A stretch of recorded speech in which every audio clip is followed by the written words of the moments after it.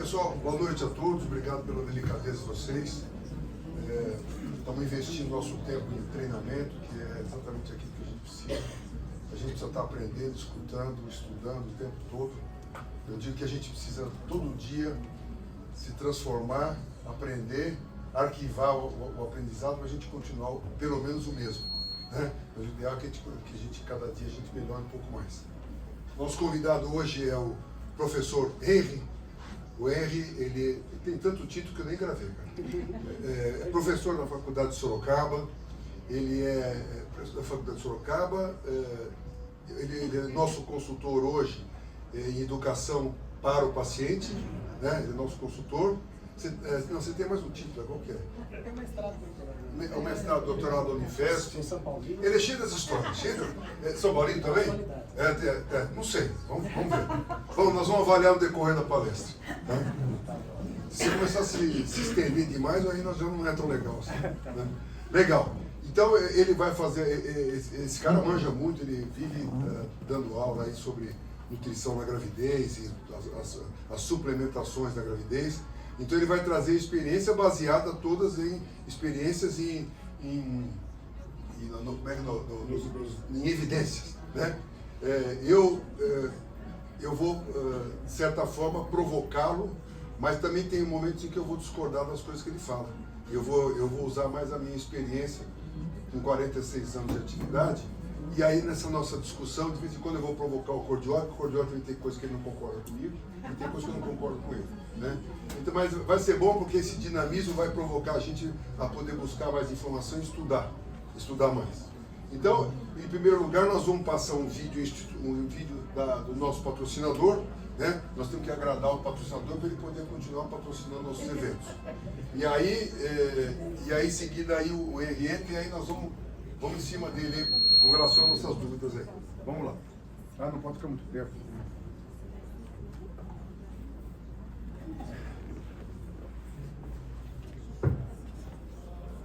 Não tem som?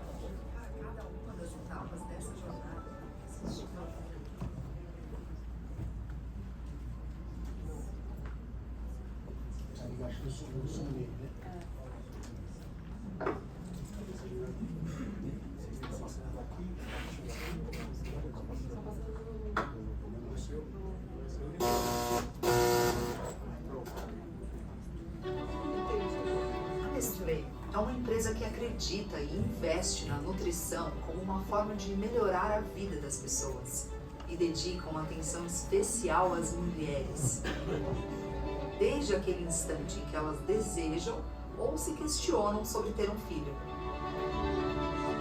Uma jornada que cada futura mãe experimenta de uma forma única e particular. Para cada uma das etapas dessa jornada, existe Materna, uma linha de suplementos alimentares desenvolvida para atender às necessidades gerais e específicas de todas as fases da jornada da maternidade, acompanhando a mulher da pré-concepção até o pós-parto. Fruto de investimento em pesquisas científicas e na mais avançada tecnologia para desenvolver suplementos eficazes e saudáveis que respeitam a vida em todas as suas formas. Nestlé Materna, faça como você deseja. Legal.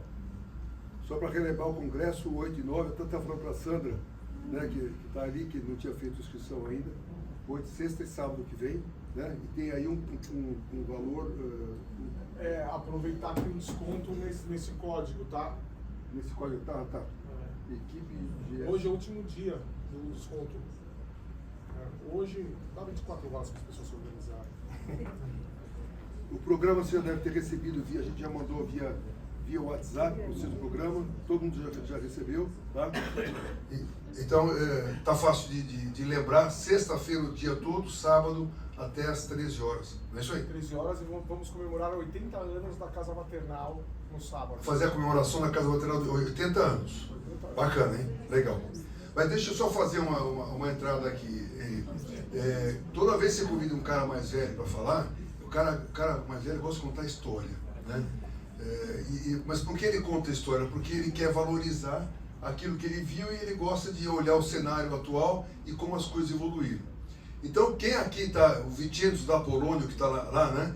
Que é da Casa Maternal, não é isso? 40 anos. Você ficou 40 anos lá? 40 anos. Então, na década de 70, o pré-natal era meio que ridículo, né? Porque o camarada se apresentava com parte de pressão, uma fita métrica e uma balança e ele achava que ele estava até atendendo. Eu, quando comecei... E o Pinar. Não era nem o sonar, era o Pinar. E aí era tão vergonhoso que a gente tinha até vergonha de cobrar do paciente. Isso aqui é uma consulta, não é possível que isso aqui tenha algum valor. E a dieta naquela época era exatamente ridículo, mais ridículo ainda. Porque os familiares e as pessoas que conviviam com os pacientes diziam assim, não, você tem que comer bastante, come carboidrato para a criança nascer bem forte, bem grande. Né? Até o Henrique lembrou um negócio legal, na época até acho que os médicos diziam, né? Olha, é o seguinte, é dieta, come bem e o resto do pré-natal vai tocando, isso aí vai dar tudo certo, né? Eu não sei se aquela inocência que a gente tinha na época, que a gente não conhecia direito as patologias, deixava a gente mais feliz, talvez, eu acho, né? Hoje, quando a gente começa um pré-natal, a gente já começa apavorado, porque é tanto problema que pode acontecer e tanta coisa que você tem que ter atenção nos exames, dos indicadores, é o Doppler, são os indicadores do ultrassom, você fica tenso. Hoje é uma consulta tensa, o pré-natal é tenso hoje. Além do que o paciente também chega com um monte de informação, né? Informações que muitas vezes nos ajudam, porque ajuda a te lembrar, doutor, não esquece daquele marcador, isso tem que pedir lá, porque, não, isso nós vamos pedir, nem tinha lembrado do marcador. É tanta coisa para fazer que você não lembra. Mas o Henry é o especialista e nessa suplementação do paciente, né? Durante a gravidez. Então temos aí toda essa suplementação e a gente vai conversar um pouquinho de dieta, assim, de forma mais prática, para tornar o pré-natal mais tranquilo. Então a palavra está com você agora aí. Vamos lá. Obrigado. Queria agradecer o convite, principalmente o Eduardo Cordioli, Mônica e todos os colegas. É um prazer trabalhar nessa casa já há 2 anos agora. A gente vai falar um pouco sobre nutrição. Eu queria só dizer que em relação ao maternal também eu tenho muito carinho, onde eu fiz meu 5º ano, 6º ano, né? Naquela época a gente fazia ainda, né? Vinha para a residência depois de fazer maternidade, né? Muito bom. Enfim, então estou feliz com essa comemoração. A gente vai falar um pouco sobre vitamina. Na verdade, esse é um assunto que eu realmente gosto muito. Minha praia sempre foi para eclâmpsia, continua sendo, né? Mestrado, doutorado, especializei. Meu orientador está aqui, o professor Leandro. E ele mesmo foi responsável por eu ter entrado nisso. Então, nisso que eu digo, né? Nesse conceito fantástico que é essa nutrição na gravidez. Até então, se a gente está falando de 2016, não se falava muito. E se vocês forem ver na grade científica dos eventos, tirando os que realmente valorizam isso, como o nosso grupo aqui, mas na grade científica você não vê muitas aulas sobre isso. Então acaba que ainda existe um certo desconhecimento, um grande desconhecimento sobre o assunto. Em 2016 o Leandro foi convidado para dar uma aula na SOGESP e ele não teve tempo por alguma razão. Ele falou, Henry, vai lá falar, é aula de vitamina que pediram e tal. Bom, eu fui. Estudei, fui dar aquela aula e a aula realmente o pessoal na época gostou. E a partir de então eu já dei muitas aulas, SOGESP, Febrasg, entre outros eventos, e é um assunto que eu gosto muito e ele é inesgotável, ele é muito interessante. E espero que com essa aula vocês entendam isso, esse conceito. Aliás, são muitos conceitos que nós vamos passar hoje. Eu acho que vai ser uma trajetória legal aí durante essa aula. Vocês acham que é possível gravar esse monte de coisa que ele é? Não dá para gravar, né? Agora, uma pergunta, Claro. Desculpe a ignorância. O que é doutorado em sanduíche? Doutorado de Sanduíche é um programa da CAPES, do governo, né? Onde você defende seu doutorado, você inicia numa universidade brasileira, essa é a regra, você sai do país, ficar de 1 a 2 anos e ser obrigado a voltar para o seu país e ficar 5 anos morando aqui. Então isso chama sanduíche. Você vai e volta e você tem um incentivo do governo para isso. Achei bacana. Muito bom. Tem a ver com nutrição. E é o nome mesmo, Já sanduíche. tinha a ver com nutrição, sanduíche. Tem a ver com a nutrição. Você vê como as coisas estão interligadas, né? Vamos lá, pessoal. Esse é meu conflito de interesse. Cordioli não perde uma, né? Atualmente eu estou na aula de hoje a convite da Nestlé, aqui eu deixo meu agradecimento. A gente tem já uma relação de longo tempo aí com a Nestlé, uma empresa muito séria que entrou nesse ramo há não muito tempo e já veio para, enfim, né, ganhar mercado com a sua seriedade, uma empresa suíça que traz toda essa confiança que a gente tem que ter nesses produtos que a gente acaba prescrevendo. Então agradeço a eles por isso. Bom, eu começo a aula, geralmente minhas aulas com esse slide, é um slide interessante se você for pensar, porque aqui ele remete a gente às nossas épocas lá, tanto faculdade, né, e depois na residência. Eu realmente passei por isso, acredito que muitos de vocês. Por várias vezes, eu fiz na Cachoeirinha, né, então um serviço SUS, né, por muitas das vezes a gente sabia que existia o tal dos polivitamínicos, né, mas eu só fui mexer nesse negócio quando eu me formei na residência. Antes era só sulfato ferroso mesmo e eu ouvi por várias vezes isso, né, não, é só falar para ela comer bem, né. Fala para ela comer bem. Acabou. O que falta é só ferro. É só isso que falta. Então, como se fosse algo supérfluo, uma perfumaria, vamos dizer assim. Polivitamínico, para que isso, né? E não é bem assim, pessoal. Quando você fala para ela comer bem, você fala isso aqui para ela. Mas não é isso que ela consegue comer, pessoal. Então, essa questão, esse conceito do comer bem, né? Micronutrientes, a ingesta deles são essenciais. Ou seja, nós não produzimos, nós precisamos comê-los, né? Esse conceito, às vezes, o pessoal esquece. Então, você fala para ela comer bem, ela acabou de entrar na minha consulta comendo um fandangos e tomando um tampico, sabe o que é tampico? Então é um negócio desse tamanho assim de laranja, né? Que não tem laranja. Essa é a dieta da paciente, pessoal. A senhora coma bem, hein? Pronto, lavei minhas mãos, tomo sulfato ferroso e segue o jogo, né? Não é assim que faz, né? Mas era mas principalmente para as do SUS. Aquele velhinho lá é o Vicenzo? Não sei. Já não sei, peguei na internet. Né? Segue o jogo, ó. A gente vai falar então hoje, pessoal, bastante de micronutrientes, bastante mesmo, é uma aula um pouco extensa, eu falo um pouco mais acelerado porque eu quero falar de tudo, enfim, vou tentar não atropelar muita coisa. A gente vai falar de micronutrientes e de macronutrientes, especificamente do ômega 3, que é um lipídio, um ácido graxo importantíssimo nos dias de hoje. Mas basicamente a aula vai rondar em volta ali dos micronutrientes, que são as vitaminas, os minerais, que tem então várias e várias funções metabólicas, né? A homeostase orgânica inteira praticamente depende desses micronutrientes. Eles participam direto ou indiretamente de vários processos celulares, incluindo sinalizações celulares e ativação de oncogênese, etc. É muita coisa. Então, ingerir eles em quantidades necessárias é muito importante. Um primeiro conceito que eu gostaria de deixar, quando a gente fala de suplemento, é importante que a gente saiba o que a gente está falando. Quando você vai prescrever um suplemento, na verdade você nem precisa prescrever. Você pode falar o que é para a paciente comprar, ela vai lá e pega. Ela pega, tá acessível a ela. Se você vai dar algum micronutriente em dose a mais do que pode no seu país, você não está mais suplementando, você está tratando. Você tem que passar uma receita porque ela está atrás do balcão. Ela não vai conseguir pegar. Então esse conceito é importante. Quando eu passo suplemento, eu estou imaginando que a minha paciente está sadia, ela está bem. Só que ela entrou numa fase agora onde a demanda aumenta. Você precisa suplementá-la. Agora, na gravidez, depois no puerpério e assim por diante, né? Quando ela for atleta, se ela for idosa, em cada fase ela precisa às vezes de uma suplementação. Se você detecta um problema, uma anemia, você não vai suplementar ferro, você vai tratar com ferro. É outra dose, é outro conceito, tá?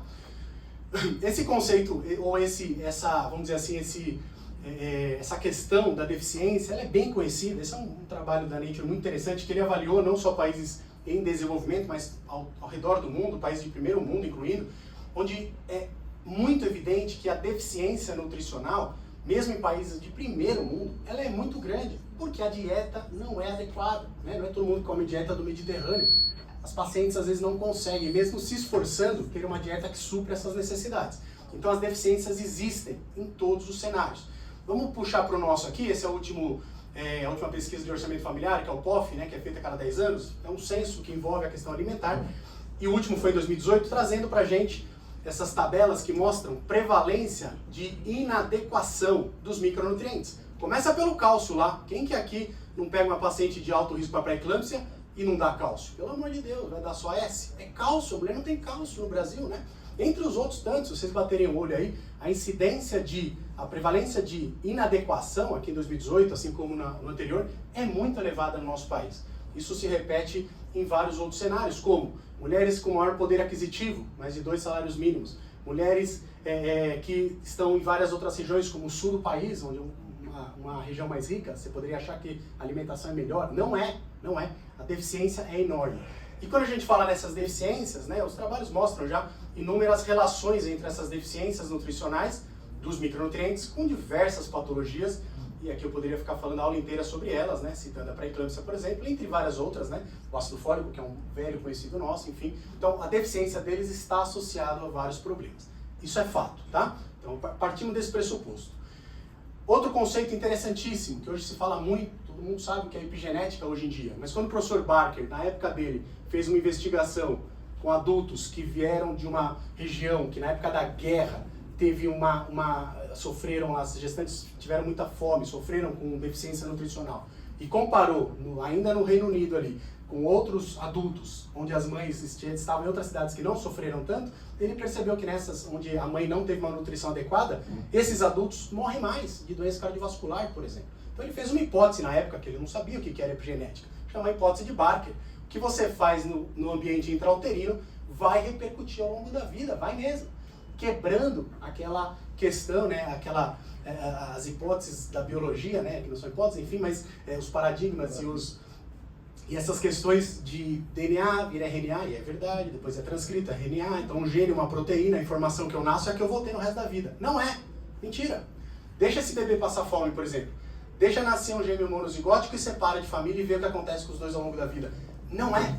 Então, periódicos não médicos já falam disso com uma tranquilidade já. Então, a nutrição na gravidez, ela realmente pode impactar gerações. Porque esse bebê que teve o seu DNA modificado na sua informação, por exemplo, por microRNAs, que foi o que a gente estudou no doutorado, eu e o Leandro, é uma das formas de você, se ativa um microRNA por alguma nutrição inadequada, e esse microRNA ativa outros genes, acabou, você tem outra informação. Isso passa para novas gerações. Então você modifica muita coisa. Então quando a gente está falando de alimentação adequada, suplementação adequada, a gente está pensando lá na frente. É muito amplo isso, tá? Então, é importante ter esse conceito.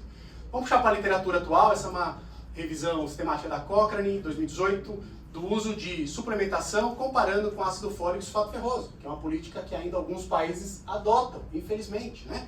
Não sei se vocês conhecem algum que faça isso, mas tem países que dá só ácido fólico e sulfato ferroso para os pacientes deles, para as mais pobres ainda, que é as que mais precisam.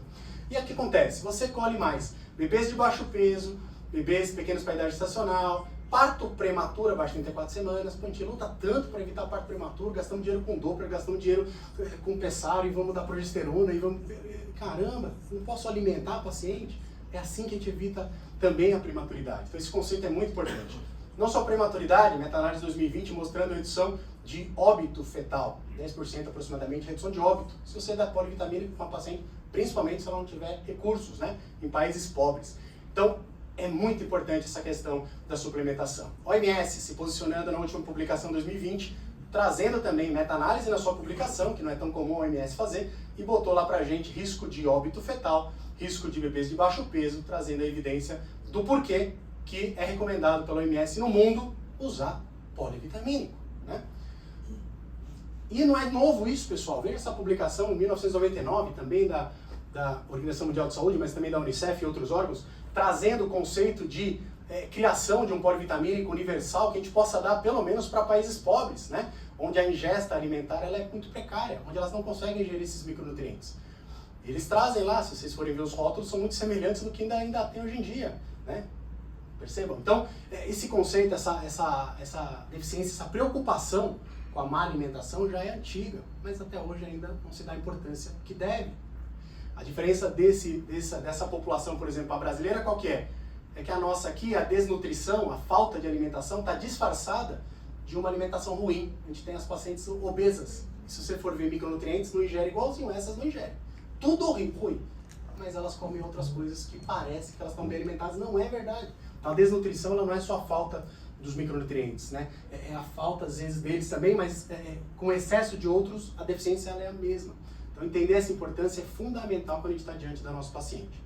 Bom, os órgãos que regulam isso, né, e falam pra gente que a gente deve prescrever para as nossas pacientes, ao redor do mundo, cada um tem a sua instituição, a gente está falando do Brasil, a gente está falando então da Anvisa. Então a Anvisa traz pra gente o conceito de IDR, que também existe no mundo inteiro, mas a nossa é personalizada, cada país tem a sua, por conta de coisas culturais, por conta de alimentação. Então a IDR nossa é totalmente diferente da IDR norte-americana, que é diferente da europeia em vários países. É diferente, tá? Aliás, um conceito importante, nunca orientar a gestante a trazer polivitamínico de fora. Não pode fazer isso. As próprias empresas fazem os produtos, eles são diferentes entre países. Lógico, tem que seguir as leis locais e a ingesta local. Eles calculam isso, só para vocês saberem de onde sai. A gente vai falar de um monte de número daqui a pouco, quebrados, númerozinhos quebradinhos, de onde sai isso? Então eles fazem uma estimativa baseado culturalmente, alimentação em média, programas de fortificação que o governo traz. Então eles fazem um cálculo, esse cálculo estimado ali que supriria 50% em determinado grupo, por exemplo, gestantes, eles botam 2 desvios padrões e eles chegam ao tal da IDR, que seria um valor que representa, então, que supre, né, na verdade, quase que 100% da sua população se você conseguir seguir esse parâmetro. Falando em programas de fortificação, para a gente complementar esse raciocínio, o Brasil tem alguns famosos aí, a gente sabe que as nossas farinhas contêm ácido fólico, contém ferro, não em condições, em quantidade adequada para suprir, quer dizer, a gente precisa ainda suplementar, mas já tem uma certa preocupação com isso. Nosso sal é iodado, aqui a gente tem que prestar atenção, o iodo é super importante, porém a gente tem que saber que existe uma ingesta às vezes um pouco elevada, e isso tem que ser balanceado pelo obstetra. E a nossa água tem flúor, então cuidado com essa questão de trazer de fora. Você pega um polivitamínico dos Estados Unidos, está cheio de flúor no polivitamínico. Pode usar? Não pode, você está num país que tem flúor na água, não pode excesso de flúor. Então um conceito importante também para levar. Bom, de fato a gente tem nossa pacientinha, todos nós aqui, né, quem não está gestante, não sei se tem alguma gestante, mas quem não está gestante tem as suas necessidades. Todos nós temos, né? Então temos que estar preocupados com isso. Quando ela engravida, a necessidade muda. Então alguns, aqui são só alguns representados, tem vários outros, mas as necessidades elas elevam, elas aumentam. Quer dizer, ela está sadia, já está comendo super bem, vamos supor. E aí você vem agora na gravidez, ela precisa de mais, claro, o bebê precisa de mais. E depois no puerpério, também esquecido, um momento muito esquecido. O paciente entra num verdadeiro limbo, né? Ela ganha bebê, e agora? Agora a senhora volta, se é no SUS, daqui 6 semanas. Se é no particular, a gente marca uma semana, 2, sei lá. Vai orientar um pouquinho, mas também passa 1 mês, 2 meses. A paciente, ela praticamente tem alta da obstetrícia. E onde ela fica, essa mulher? Quem está orientando ela? O pediatra, será? Então precisa ter essa visão do pós-parto, né? Ela tem as suas necessidades, que também são um pouco diferentes das da gravidez, mas semelhantes. Então o conceito hoje em dia de passar micronutrientes é essencial, e de continuá-los no pós-parto também é essencial. Então muito importante ter essa visão do pós-parto também. Isso aparece nos papers, esse é um paper muito interessante, quem não leu ainda, é de 2015, mas foi um dos pioneiros nessa questão de chamar atenção para a nutrição. Ele chama Think Nutrition First, né? É bem emblemático se você for ver, né? Ele fala sobre esses vários aspectos da medicina da época e como ele se importava em várias tecnologias e como, que é importante também, mas como que a gente deixava de segundo plano, por exemplo, uma alimentação saudável, e ainda deixamos, pessoal. Veja os pacientes do SUS, que dó que dá, ainda tomando seu ferrinho lá e achando que estão fazendo alguma coisa por elas, né? É muito, muito precária essa questão. Então eles trazem esse conceito, trazendo então as necessidades, orientando algumas vitaminas e minerais importantes em cada momento. Lógico que isso não estão todos listados, enfim, mas alguns mais importantes, né? Eles citam da relevância de você ter essa visão.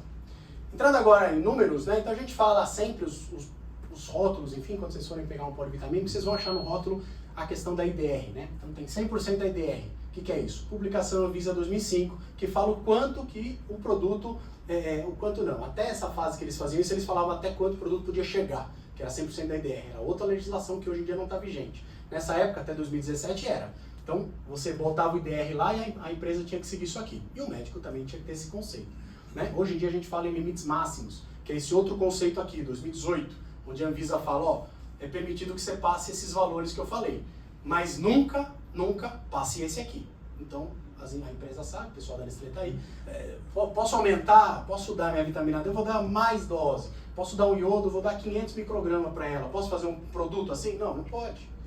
Só se você vender como remédio, aí tudo bem, mas suplemento não pode. É outra legislação, tá? Então, ficar atento para essas questões, o médico deve ficar. Aí eu trago para vocês, depois acho que é interessante também quem se interessa mais e atrás, né? Mas essa publicação ela é muito importante, né?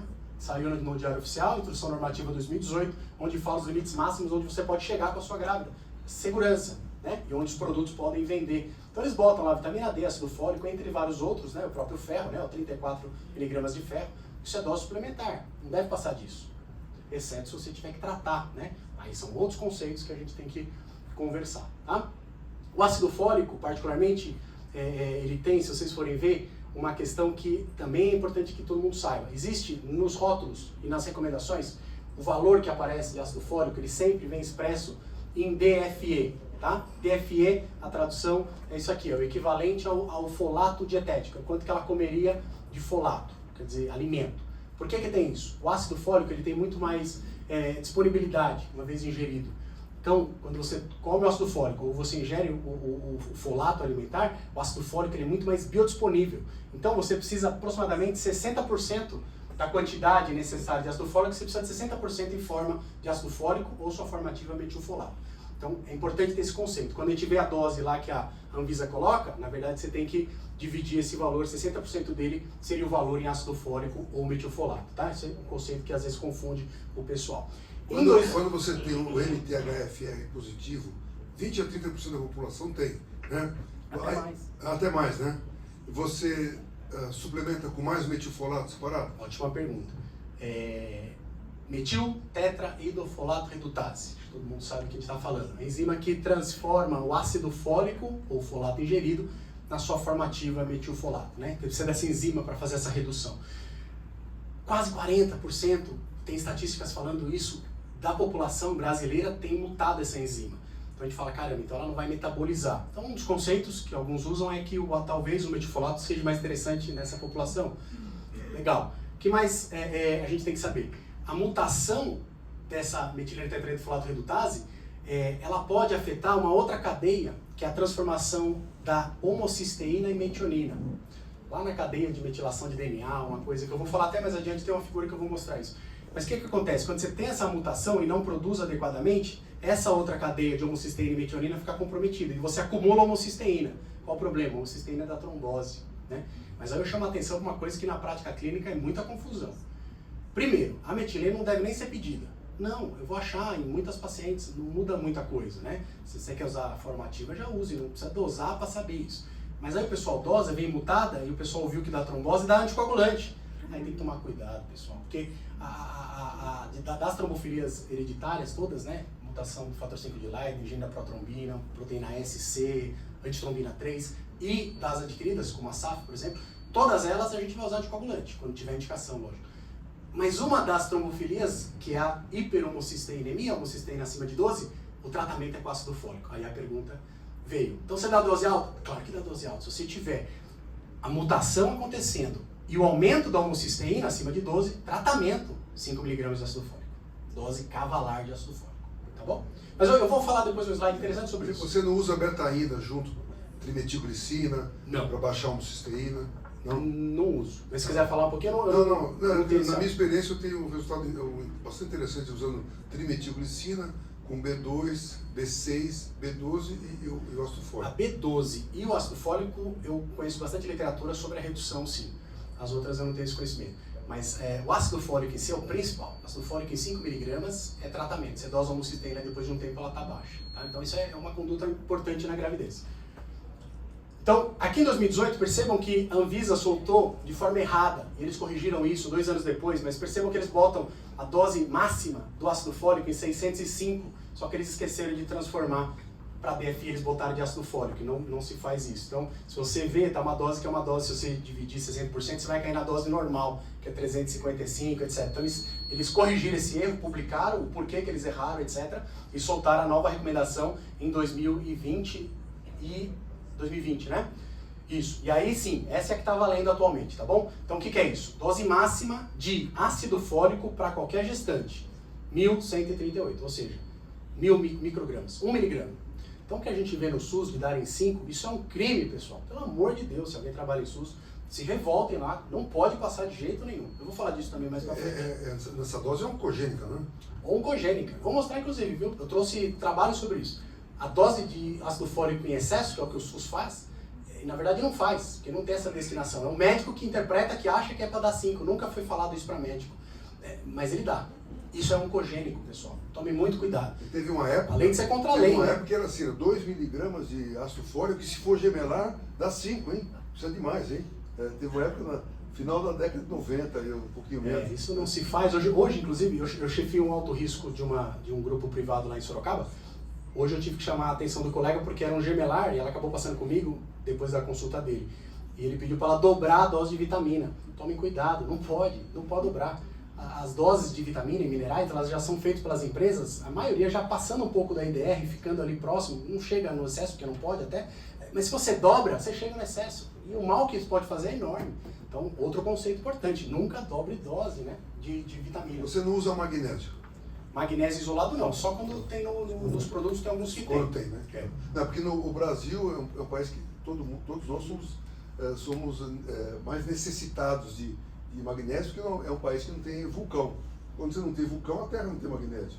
Eu suplemento sempre magnésio, viu? Tá? Isso é interessante você estar falando. Eu não suplemento pelo simples fato de não ter assim, uma evidência clara sobre essa recomendação. No entanto, a gente está fazendo, eu e o professor Nelson Saz, a orientação de um colega, que chama Ivan, o doutorado dele na Unifesp atualmente é dose de... ele está fazendo uma revisão sistemática junto com a professora Regina Torlone, que trabalha com a gente também, ela que vai também ajudar nessa questão. É uma revisão sistemática e a meta-análise de uso de magnésio durante a gravidez, então tem vários trabalhos sobre isso. Então a suplementação parece que reduz, incluindo doenças hipertensivas, incluindo a pré-eclâmpsia. Então talvez seja algo que vai surgir com uma maior evidência já já. Seguindo o jogo, ó pessoal, então aqui eu caminhei, então falei da dose máxima, aqui falando da dose mínima. Então perceba que pela Anvisa, a dose mínima que eu posso ofertar para uma grávida, 666 na forma de DFE, ou seja, ácido fólico, se você dividir a 400. Tá? Essa é a dose mínima, grávidas não podem tomar menos que 400 microgramas. Tá? Isso é para a gente fazer o que a gente quer fazer, que é principalmente prevenção de defeitos de tubo neural, incluindo os de fechamento principalmente.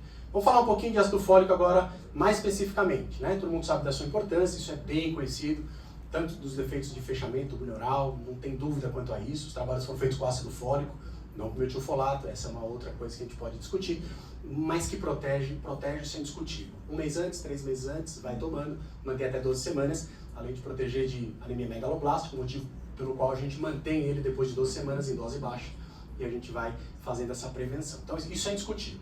Essa é uma publicação recente, eu e Cordioli, professor Corinthians e mais alguns colegas, fizemos para a Febrasgo, né, orientando sobre a utilização dos vários micronutrientes, e aqui a gente coloca 400 a 800, lembrando que a dose máxima é 1000. E deixamos ressaltada essa importância da dose alta, né, que é perigosa, mas a necessidade dela para pacientes, por exemplo, que já tiveram bebês com defeitos de tubo neural, ou para mulheres que tiveram histórias de natimorto, ou para mulheres que são diabéticas prévias, né, até 12 semanas dose alta, ou mulheres que têm hiperhomocisteínemia, ou mulheres que usam drogas antiepiléticas ou bariátricas. Essas mulheres usam dose um pouco aumentada, tá? Por motivos outros, né? Mas que a dose é perigosa, mas é que acaba na balança do risco-benefício para ela, vai ser melhor. Seguindo o jogo aqui, entrando no que a Dora falou, muito importante, que é a questão dos riscos. Então aqui a gente traz a questão do ácido fólico, os seus efeitos epigenéticos, lembrando que o ácido fólico existe a metilação do DNA, que é importantíssimo para fazer diversas ações no nosso organismo, entre elas silenciamento ou estímulo de genes supressores, etc., de oncogenes, incluindo. E quando você tem excesso de ácido fólico, o ácido fólico ele não consegue ser tão metabolizado, ele fica na sua forma de ácido fólico livre. Ele entra em outras cascatas que não eram para entrar, oferecendo então mais metilação, fazendo o que a gente chama de hipermetilação do DNA. Só pelo nome você fala, isso aí não pode dar coisa boa, não é possível que vai dar coisa boa isso, né? E não dá, pessoal. Tem vários trabalhos mostrando complicações, incluindo câncer, câncer. A hipermetilação, assim como a hipometilação, trazem riscos, mas a hipermetilação, ela aparentemente, ela desliga alguns genes supressores tumorais. Isso ativa a chance da paciente entrar e ter, né, o bebê no futuro, problemas aí relacionados a neoplasias. Esse é um trabalho do JAMA recentemente publicado em mulheres com epilepsia. Essas mulheres têm que usar dose alta. E você dá a dose alta e vai lá ver os bebês que tiveram mais câncer. Tem, é fato, né? Então tá aqui a conclusão, muito simples de entender. Mulheres expostas no pré-natal a dose alta de ácido fólico têm mais aumento de risco de câncer na infância. Então essa dose de 5, quem trabalha em SUS, pelo amor de Deus, não faça isso, não pode dar. Tá? Não é porque tem no SUS que a gente é obrigado a dar, todo mundo sabe disso, né? Nós temos que seguir a literatura, né? E ensinar o SUS a fazer a coisa certa. Esse é como a gente deve se portar como médico. Aqui então aquilo que a gente estava falando, aqui interessante, você falou, mas eu até tinha esse slide aí para trazer. Essa é a cascata do folato e do ácido fólico, virando metilfolato, ele vai entrar em várias cascatas, entre elas nessa cascata da homocisteína virando metionina. Se a paciente tem uma mutação da metileno tetraidrofolato redutase, essa é aquela dificuldade que ela vai ter de formar o 5-metilfolato. A enzima ela vai entrar aqui, ó, metil tetraidrofolato redutase. Ela faz essa segunda redução, trazendo para a forma ativa vai para lá. Se você tem essa dificuldade, você pode ter aumento sim da homocisteína. Então, se a gente quer pensar em risco de trombose para paciente, você vai pedir o quê? Homocisteína e não a mutação. Essa é a ideia, tá bom? E a mutação, ela tem mutação, devo fazer alguma coisa? Não, do ponto de vista de trombose, não. Se quiser dar ácido metilfolato na forma ativa, razoável. Mas falar que você está evitando trombose com isso, não. Porque para trombose ela teria que ter aumento da homocisteína. Então, cuidado com esse conceito. E olha aqui que coisa interessante, né? Parece piada, mas não é. Olha lá, esse é um documento oficial do SUS, feito pela Fiocruz, estudiosos escrevendo. E a gente tem lá, Departamento de Promoção de Saúde do Ministério de Saúde. É um documento oficial. Tá aqui o QR Code, quem quiser pegar vai lá direto. Está escrito lá no documento, olha que interessante, lá nas considerações finais. No Brasil, recomenda-se a dosagem do ácido fólico em 400 microgramas, desde o planejamento. No entanto, devido à indisponibilidade, nessa dosagem tem-se prescrito 5.000. Até aí tudo bem, você fala, bom, beleza. Vamos ver a solução que eles dão pra gente, olha lá. Aí a solução no texto. Por isso, justifica-se a necessidade de analisar a segurança do uso. Como assim? Não é mais fácil comprar o negócio certo e dar pra gente? Como assim? Aí eu trago isso aqui pra você, olha lá. O que é isso? Revolta total a cara do bebê. Vê se ele merece uma dose dessa. Então, pelo amor de Deus, de novo, né? Em ritmo de brincadeira, isso é muito sério. Converse com quem tiver possibilidade, com os gestores. Lá em Sorocaba tem a dose baixa. Tem gotas lá. 40 gotas dá 400 microgramas, tem há 2 anos já lá. É possível fazer isso com as prefeituras locais. Comprar o que precisa, não pode dar dose errada. Posso comparecer? Pode, lógico. Não dá para fazer. Eu trabalho numa OBS e já fiz essa briga. Fiquei cansado. Já fiz esse... Não, não me conhece. Eu já fiz essa briga e eu não dou. E as enfermeiras ficam dando o ácido fólico nessa dosagem. Eu dei uma aula na prefeitura de Sorocaba. Eu tô aqui escutando você devia ter aula lá para os caras. Eu fiz isso em Sorocaba 15 dias atrás, ou 3 semanas atrás, eu dei uma aula para os médicos da rede, a convite da prefeitura, e estavam os gestores locais lá. E eu falei, a aula era muito semelhante a essa, eu falei esse slide aqui lá. E aí alguém levantou a mão, uma das enfermeiras, lá muitas enfermeiras fazem pré-natal. Ela falou, não, recebemos um e-mail essa semana que é para dar 5, porque o de 2 que tem aqui, de gota, como tem pouco, vai ficar para os bebês e a gente vai ter que continuar dando 5, veio por e-mail oficial. Aí quebrou um pau lá, eu falei, não, mas tá bom, não é pra vir, não pode e tal. E quem mandou e-mail tava lá também, falou, eu mandei, mas porque, poxa, é melhor isso que nada. Não, é melhor nada. Não, tá louco. Não é isso? Então é uma bagunça que assim, dá nervoso. Mas como que o médico se porta? E aí que eu trago pra vocês, eu acho, isso, pelo menos isso norteia a minha vida. Artigo 20, Código Federal de Medicina. É vedado ao médico, é proibido permitir que interesses pecuniários religiosos ou de qualquer ordem do seu empregador ou superior hierárquico ou financiador público interfiram na escolha dos melhores meios, quer dizer, de prevenção, etc. Eu tenho evidência, só tem isso, o que eu dou? Ué, não sei, mas isso eu não vou dar. A senhora vai ter que comprar, enfim, chama o Datena, chama alguém para reclamar, não pode falar Datena que é coisa política agora. Chama outro, Celso Russomano, chama alguém para fazer um auê aqui. É um absurdo, é um escândalo. Mas o médico prescrevia errado, mas não pode mesmo. Então eu fiquei bravo com eles naquele dia e concordo totalmente com a senhora. É difícil, mas nós temos que continuar nessa briga, tá? Como médico, simplesmente não podemos passar. Não podemos, tirando o aspecto oncogênico, a relação com o autismo não existe. Isso aí Na verdade, não é que não existe. Tem trabalhos mostrando que a dose alta do ácido fólico está relacionada ao aumento de autismo. Sim, tem estudos. Mas não tem estudos com uma força de implementação na prática. Quer dizer, a gente não tem meta-análises importantes com isso. Tem estudos menores, existem mesmo. Tem outros que falaram que não tem essa relação. Então, ainda não, eu pelo menos não bato esse martelo ainda do autismo. Mas tem muita coisa surgindo. Daqui a pouco descobre-se. Os cânceres mesmo, há pouco tempo atrás, ninguém falava. Agora estão falando de câncer. Uma coisa tá séria. Então, se tem autismo, não sei. Mas câncer já para mim é suficiente, pelo amor de Deus, né? Então, tomar cuidado com isso, quem tiver essa possibilidade, divulgar, continuar falando sobre isso, acho que é importante, tá? Bom, agora falar um pouquinho do ferro, eu vou passar rapidamente por alguns, a gente vai terminar com o ômega 3, que hoje em dia é coqueluche do momento. Vou falar um pouquinho do ferro, deficiência não é novidade para ninguém, o mundo inteiro tem quase 40% de deficiência de ferro, o Brasil está lá em 20, 25% aproximadamente, então nossas pacientes estão anêmicas. Não porque elas não comem, elas comem muito às vezes, mas ela não come com qualidade, ela chega anêmica. Então precisamos olhar para isso com atenção. Você inclui a ferritina, a dosagem de ferritina no seu perfil pré-natal? Incluo. A ferritina, ela entra, não só a hemoglobina, enfim, para a gente definir a questão da anemia, né? Que é 10,5 ali no primeiro e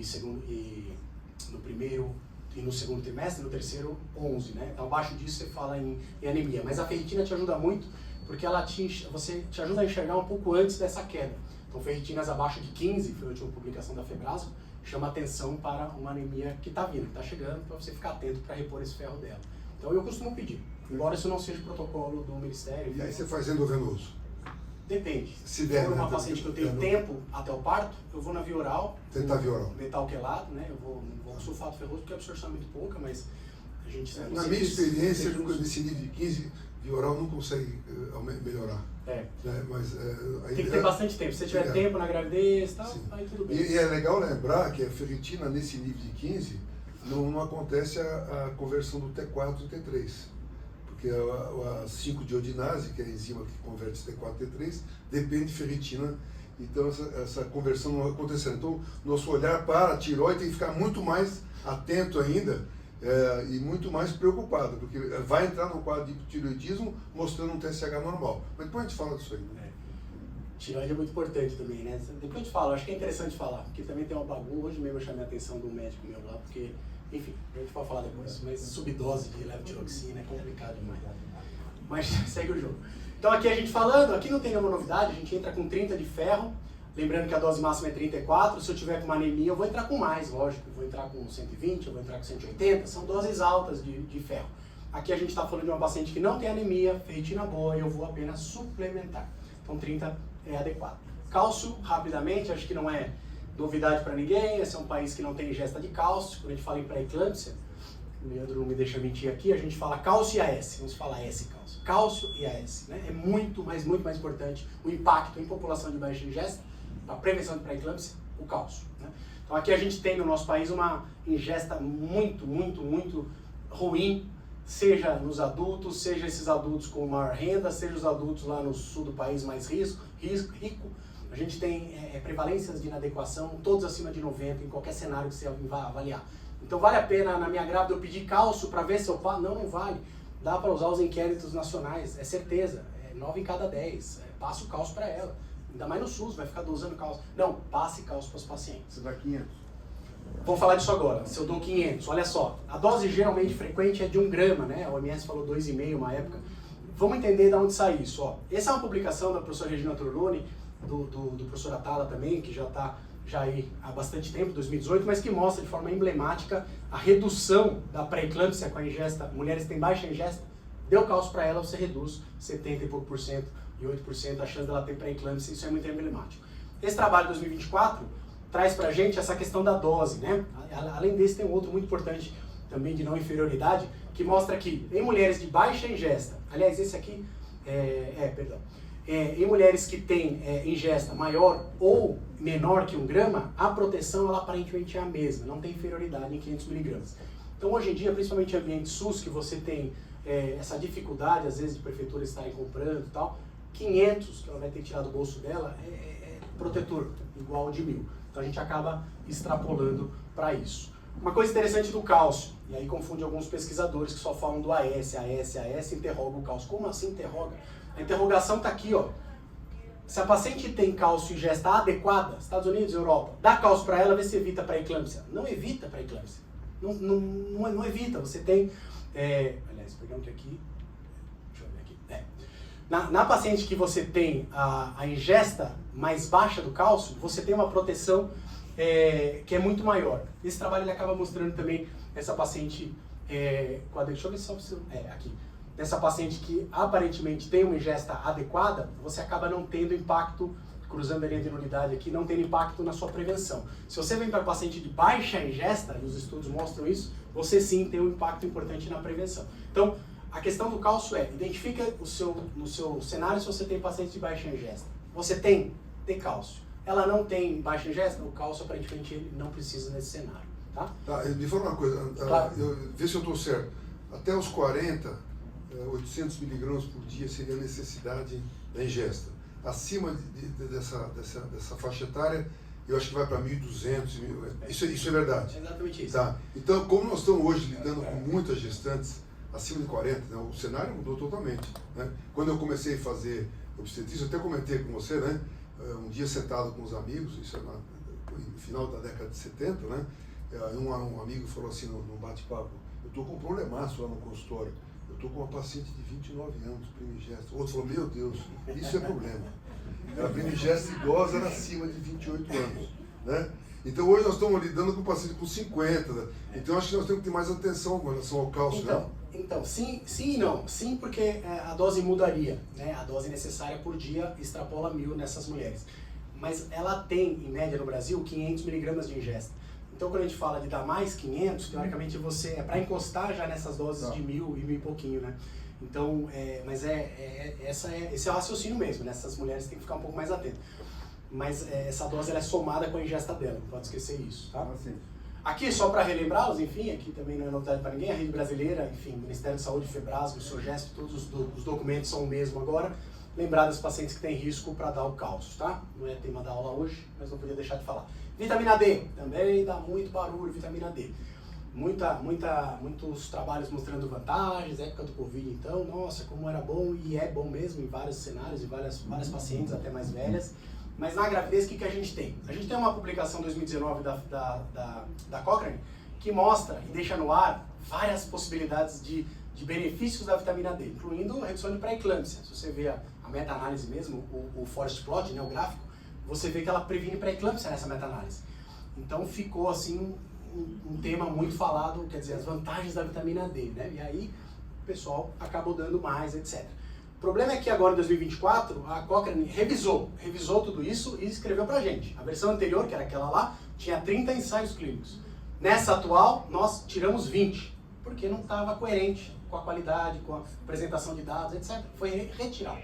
Então a análise foi feita agora com estudos só de maior qualidade. Então eles incluíram mais um que tinha saído nesse meio tempo e trouxeram pra gente que agora não tem evidência nenhuma que a vitamina D em dose alta possa melhorar algum desfecho na gravidez. Esses são os resultados, esses são as meta-análises. Outro dia o Cordioli me crucificou, né? Porque eu falei que eu uso 10.000 de unidades por dia, né? Ele ficou transtornado, né? Eu nem escutei o que ele falou, porque eu vou continuar dando 10.000, e estou bastante feliz, porque a vitamina D controla. É muito, mas não faz essa carinha assim, é muito. A luz da ciência é muito. Talvez esteja dando para uma outra finalidade. Ela controla pelo menos 230 reações químicas importantes do corpo. Pelo menos 230. Ela silencia gene que eu não quero, né? Ela facilita a metilação do DNA. Vou continuar usando 10.000, mas, porém, vou controlar sempre com PTH abaixo de 10, suspende vitamina D. E cálcio iônico. E o resto eu vou tocando adiante e mantenho meu paciente com 70, 80, 60 no nível sanguíneo. E não atende o Cordioli se ele ligar para você. E não vou falar com ele. Mas dentro dessa carinha aí, não vou ficar de Mas é interessante ver essa meta-análise, porque quando a gente vai falar com a paciente dos benefícios em si, né, se falava muito isso, vou te dar porque evita pré-eclâmpsia. Não é verdade. 2024, tá? Então nesses aspectos aí relacionados a parto prematuro e tal, nesses aspectos não. A OMS ela não recomenda, ela atualizou agora em 2020 não recomendando, por esses motivos dessas mesmas meta-análises aí, o uso da vitamina D de forma assim rotineira, mas sim nas pacientes que têm vitamina baixa. E aí a dosagem de vitamina D é interessante para alguns grupos de pacientes, enfim, e quem faz IV baixa, aí sim a gente tem que avançar na suplementação ou no tratamento. E é muito comum a paciente chegar, não, eu tomo sol, eu ando ali na Paulista, então eu falo, não adianta, isso não é suficiente para levantar vitamina D. Se eu estiver errado, você me corrige. Aliás, existe até a observação, que acho que vale a pena a gente colocar aqui, que para elevar a vitamina D em nível bom, você teria que tomar banho de sol entre meio-dia e 2 horas da tarde, onde o raio está vertical, né, pelo menos é a maior incidência do raio, e depois você ficar 2 dias sem tomar banho, para poder continuar convertendo vitamina D2 em D3, o que não é possível. Né? É exatamente isso. E aí você cria um problemão com outras pessoas. Por exemplo, a minha esposa está ali, ó. Levanta a mãozinha aí. Levanta a mão. A Karen, ela é nutróloga e ela é dermatologista, né? E aí eu falava para a paciente tomar sol, mas sol da manhã não, sol desse horário aí, lógico, é lá que pega a vitamina D. Aí Eu falei para ela não tomar. Para de falar isso, me dá bronca. Porque realmente é para protetor solar, desde que acorda a paciente, protetor solar, para luz, não sei de onde. Não... Então, aí eu vou brigar com você. Esse monte de protetor solar, será que não é disruptor endócrino, não? Olha lá. Falou que não, olha lá. Mas enfim, então esse negócio de só tomar eu não vou pôr esse protetor solar. Olha lá, 1.000 a 2.000 por dia. Aqui é os protocolos. Eu não estou olhando, não quero ver. São os protocolos de tratamento. Então, lembra que a dose máxima pela Anvisa, 3.800 para essa suplementação, enfim, né? Que nível que você mantém, Cordioli, do sangue? Que você fica feliz, o nível de vitamina D? 40? 30? Não, eu não doso vitamina D. Ah, você não dosa? Não, eu dou 1.000 por dia, tá bom. Tá bom. Eu mantenho acima de 25. Você mantém assim disso? Mas tem gente que gosta acima de 50, até mais, né? Aqui é só algumas recomendações, lógico que essas recomendações vêm e vão, né? O que a gente tem atualmente é isso. Mulheres, vocês veem que são várias aí, mas, por exemplo, o American College, né, traz pra gente dose habitual, ele não fala qual dose, mas se você for ler nos dados americanos, eles falam em 600 a 800 unidades dia, e para as mulheres com deficiência, aí 1.000 a 2.000 dia. Aqui tem outros falando mais 400 para paciente, dosar, se estiver abaixo de 50, tá vendo? Essa é da Austrália, isso aqui, ó. Dosou abaixo de 50, suplementa, né? Tem outros que falam 25, por isso que eu sigo 25. A OMS fala para dar 200 e a SOGESP, nossa recomendação atual, 600 para as pacientes de risco e 1.000 a 2.000 tratamento, né? Então isso aí que o Cordioli falou. Caminhando agora para o iodo, pessoal, vem comigo, ó, isso aqui é importante. Iodo é importante? O iodo é essencial. O iodo é essencial. O iodo precisa, 200 microgramas de iodo para toda grávida. O bebê precisa disso. O bebê não tem tireoide, o bebê até as primeiras semanas, então ele é tudo o que a mãe tem que vai ajudar a fazer, enfim. Tanto a levotiroxina, por isso que a gente tem que aumentar a dose de quem usa a levotiroxina, engravidou, você já aumenta. Quem está com a levotiroxina 2 meses já tem que suplementar, já tem que tratar, né, com levotiroxina, se tiver o TSH acima de 2,5, quer dizer, essa preocupação com a tireoide fetal nas primeiras semanas é essencial. E o iodo está nesse sentido, ele precisa, você precisa dar isso para a grávida, 200 microgramas. Só que a gente não pode esquecer que a gente tem programas de fortificação no nosso país. Nosso sal tem iodo, e a gente não pode esquecer a quantidade. Então, por lei, a gente tem 15 a 45 miligramas por quilo de sal. Em média, né, 15 a 45, 30 miligramas por quilo, que dá 30 microgramas gramas, se você dividir tudo por 1.000. Então, cada mulher lá, que vai ingerir, homens também, a gente tem numa ingesta 30 microgramas por grama de sal na ingestão. O que a OMS recomenda como adequado de sal? 5 gramas dia. Isso é uma recomendação universal. 5 gramas dia no nosso país daria mais ou menos ali 150 microgramas da nossa paciente. Ou seja, se uma gestante no Brasil tiver uma ingesta de sódio, de sal, né, de 5 gramas dia, você precisa ainda assim suplementar iodo para ela. Sim, não está adequado, ela precisa suplementar. No entanto, a gente tem que lembrar que os documentos oficiais, a Anvisa, os levantamentos mostram que no Brasil a gente ingere 12 gramas de sal, em média. Lógico, cada sua paciente você tem que personalizar. Então, se a sua paciente não come sal e você consegue isso no inventário nutricional, individualiza a paciente. Eu não como sal, nem tempero, não existe sal na minha mesa. Essa mulher precisa de iodo, você tem que escolher um produto com iodo. Se essa mulher come muito sal, talvez ela não precise, talvez você até precise falar para ela parar de comer sal, né? Então, ter esses cuidados é importante para a gente individualizar o tratamento. No materna já tem iodo? Tem, quase todos têm, acho. Não tem nenhum que não tem. Quantos microgramas? Eu acho que 200, não é isso? Que é justamente a IDR. É. Me corrija se eu estiver errado, pessoal. 200, é isso? Acho que é 200 de iodo. Todos têm, praticamente. Então, na prática, o que a gente precisa falar com as nossas grávidas? Que esse iodo ele é essencial, mas que ela tem que maneirar na alimentação. Principalmente porque a gente sabe que ela ingere muito. Isso não é novidade. Todo mundo deveria falar isso para todas as gestantes. Por quê? Existe um esforço tremendo no mundo. O Brasil também é signatário dele, para baixar a ingesta de sal no mundo. Porque tem muita doença cardiovascular que vem secundário disso daqui.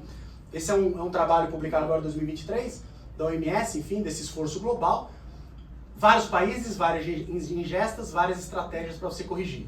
Pior cenário que existe, verde escuro, pior cenário. Adivinha quem está no pior cenário? Olha lá. Nós temos que fazer pelo menos 2 estratégias, etc. Lá, e você for ver, o governo tem várias políticas já, e propaganda, mas não passa na novela das 8, não passa. Tem que passar lá, novela das 8, né? Passa em outro lugar, ninguém vê e continua com o sal. Então, tem que tomar cuidado com essa ingesta. Para caminhar para o final agora, falar um pouquinho de ômega 3, que é um lipídio essencial, não produzido pelo nosso corpo, precisamos ingerir. É um ácido graxo de cadeia longa, poliinsaturado. Esse é um slide que veio do nosso mestrado, o Leandro me orientou, o professor Moron também, onde a gente estudou os lipídios, a gente fez uma avaliação lipidômica das pacientes, quais moléculas lipídicas que as pacientes com pré-eclâmpsia tinham. Interessantíssimo esse trabalho, a gente mostrou que as mulheres que fazem pré-eclâmpsia, ela tem os componentes lipídicos, entre elas, semelhante, mas totalmente diferente da população sem pré-eclâmpsia. Então, quer dizer, talvez a alimentação de alguma forma e os lipídios se relacionem com doenças, incluindo pré-eclâmpsia, enfim. Mas aqui esse slide é mais para mostrar essa cadeia e como que se organiza do ponto de vista da química esse lipídio. Quando a gente fala em ômega 3, existem vários, pessoal, vários ômegas 3. O que interessa pra gente é o EPA e o DHA, tá? Esses são os nomezinhos deles, o EPA e o DHA, principalmente o DHA. O ácido alfa-linolênico, o ALA, ele é oriundo de alimentos. Então a gente pode até pensar, eu posso ter fonte de ômega 3 de outros alimentos que não peixes? Pode, mas é pouca quantidade e a transformação, ele não tem nenhuma ação direta no que a gente quer, que é os efeitos do ômega 3 no nosso bebê. Mas ele é transformado no nosso organismo em ômega 3. Quanto? 5%. Então, investir numa dieta dali para chegar naquilo não dá, é impossível também. Então, o que a gente tem que orientar é ingesta de pescados ou suplementação. E agora eu vou entrar em uma seara aí que vocês vão achar interessante. É muita confusão nisso daí. Bom, a importância dele, ninguém tem dúvida. Se é que discutiu-se um dia, mais de 10 anos para trás, a importância de ômega... Hoje não se discute mais, que ele é importante, não se discute mais. O que se discute é, vai suplementar ou vai dar alimentação? Essa é a discussão boa. Mas da importância, não. Ele faz parte de toda a formação lipídica de retina, de cérebro. É importantíssimo para neurodesenvolvimento fetal, neonatal, etc. Então, o que é importante é, principalmente, segundo e terceiro trimestre, e a amamentação. Um dos motivos que a gente mantém nosso ômega 3 na amamentação ali, para sair pelo leite. Ele participa de vários processos, enfim, né? Memória, linguagem, visão, processamento, importantíssimo, entre outros, expressão gênica e outras coisas importantes que ele participa. Então, sem dúvida, essa discussão, enfim, poderia ser uma aula inteira de ômega 3, ele é muito importante.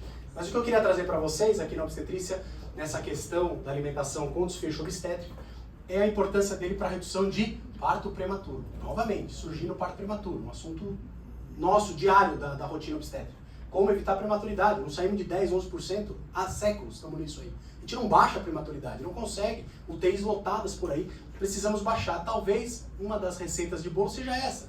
Vamos alimentar elas com ômega 3, a evidência é muito forte. Essa é uma publicação da Cochrane em 2018, que traz pra gente, nas mulheres que se alimentam com ômega 3, em comparação àquelas que não se alimentam com ômega 3, ou ingesta, ou suplementação. Você reduz parto prematuro abaixo de 34 semanas, prematuro precoce, que vão lotar na sua UTI lá, em 42%. Deixa eu fazer só uma colocação. O EPA, que é o eicosanoico, ele é importante anti-inflamatório. Porém, ele tem uma ação importante dentro da homeostase placentária. E aí, ele tendo essa interação, essa interferência na placenta, ele permite com que o DHA entre na placenta, e o DHA é o único que atravessa a barreira hematoencefálica. E lembrar que o nosso cérebro tem mais de 80% de gordura. Então o cérebro do bebê está ávido por gordura de alto nível, um ácido graxo de cadeia longa, né? Quando os pacientes vão comprar o ômega 3, eles também ficam perdidos, porque eles vão na farmácia, no balcão, e tem um fala R$220, o outro tem um aqui por 40. Então ele te pergunta, qual que eu compro, né? Então a primeira coisa a saber é se tem selo do IFOS. Se o ômega 3 tem selo do IFOS, pelo menos ele tem algo, pelo menos ele tem um título lá que pode autorizar o consumo. Mas uma das outras coisas também que eu oriento meus pacientes, você que é nutróloga, né? Eu pego a cápsula de ômega 3, coloco no congelador e no dia seguinte, quando eu acordo, eu vou lá e tiro a cápsula. Se a cápsula estiver congelada, esse ômega 3 não é bom. Senão o peixe estaria congelado. Na barriga do peixe estaria congelado. Não sei se está certo isso aí. Você faz isso também? Não. E com relação ao gosto que os pacientes reclamam, eu digo que quando tem muito gosto, retrogosto de peixe, o ômega 3 não é de qualidade boa. Eu já fico um pouco desconfiado da qualidade.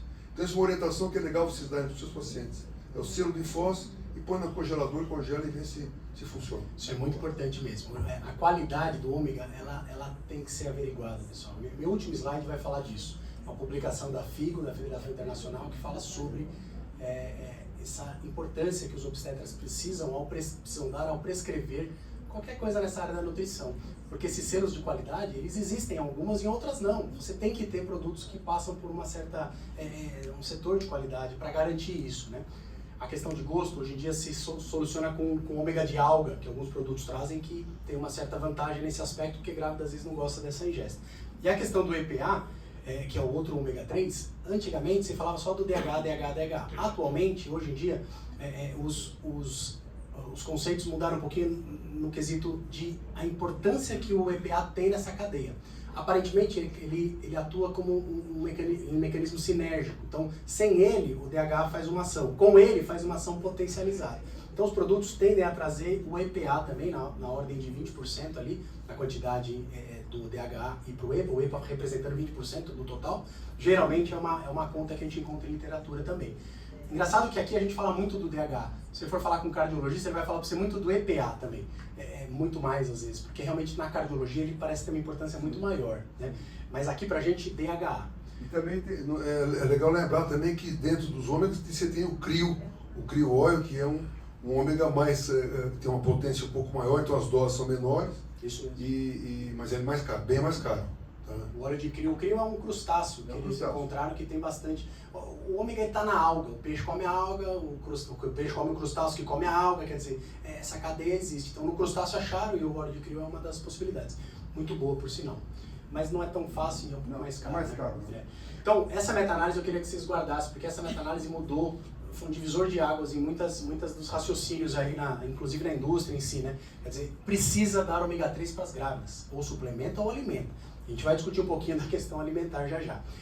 Essa é uma meta-análise, é uma revisão sistemática, enfim, que os próprios autores da Cochrane, se vocês forem ver aquela que eu acabei de mostrar, os próprios autores, 3 anos depois, fizeram uma atualização da Cochrane, 2018, com os trabalhos, os ensaios clínicos que saíram nesse meio tempo. E eles botam lá e chamam a publicação, inclusive, de atualização dessa meta-análise. Então, aqui teve uma publicação de alguns outros ensaios, um deles, importante, inclusive, esqueci o nome agora, mas mostrou que não tem eficácia o ômega 3. Olha que interessante para a prevenção de prematuridade. Mas a gente tem que lembrar que a gente está falando em ciência, a ciência ela é feita naquela pirâmide científica, onde lá no topo estão as meta-análises, não ensaios que estão abaixo dela. Né? Achar um ensaio clínico e querer basear a sua clínica nele, só existe ele. Né? Mas quando você tem um monte, aí ele representa um percentual daquele monte lá. Então o que aconteceu quando eles fizeram essas inclusões? Abaixou um pouquinho aquele 42% e veio para 35%, o que representa ainda algo expressivo. Então até o presente momento que a gente tem realmente é a indicação do ômega para a prevenção. Aqui eu deixo um QR Code se alguém tiver interesse. Aliás, no começo da minha aula tinha um QR Code, esqueci de falar, depois eu posso voltar. Mas é um QR Code que eu levo para a aula inteira em PDF, tá? Depois, se quiser, eu volto no primeiro slide. Mas aqui tem também, esse questionário eu uso na minha clínica, viu, Dona? É muito interessante, porque no Brasil a gente não tem, a pesquisadora que fez isso, ela chama Susan Carlson, é lá dos Estados Unidos, lá em Kansas. Eu entrei em contato com ela por e-mail recentemente, a gente está tentando fazer um projeto para fazer a tradução para o Brasil, não é tão simples, não é só a questão do inglês para o português. Os alimentos, enfim, ela começou a me falar, o ovo dela, das galinhas lá, são a ração suplementada com ômega 3, então o ovo está no questionário, quer dizer, no Brasil tem, mas sei lá, se tem ovo na ração, ômega 3, a ração da galinha. Eu tenho até uma paciente que eu fiz o parto recente, que ela é dona de uma granja lá, eu vou falar com ela. E aí, ela me explicou isso aí, quer dizer, você tem que ver nos seus alimentos, tá? Tem que ir lá, IBGE, e ver, quer dizer, para montar um questionário não é só traduzir, você tem que ver no seu país se aquelas quantidades, enfim.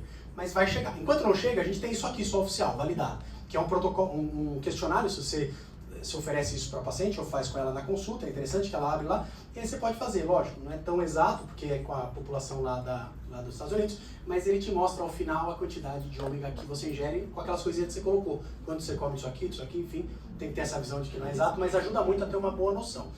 Por quê? Porque a paciente que tem a baixa ingesta é a que mais vai se beneficiar do ômega pensando em parto prematuro. Então é interessante ter essa resposta, tá? No Brasil, então, a gente não tem exatamente.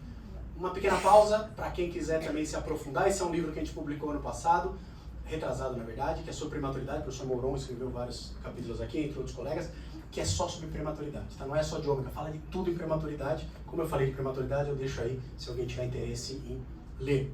Bom, recomendações internacionais, essa norte-americana mostrando sobre a importância para os americanos. Então fala claramente, coma ômega 3, coma seafood, né? Quanto?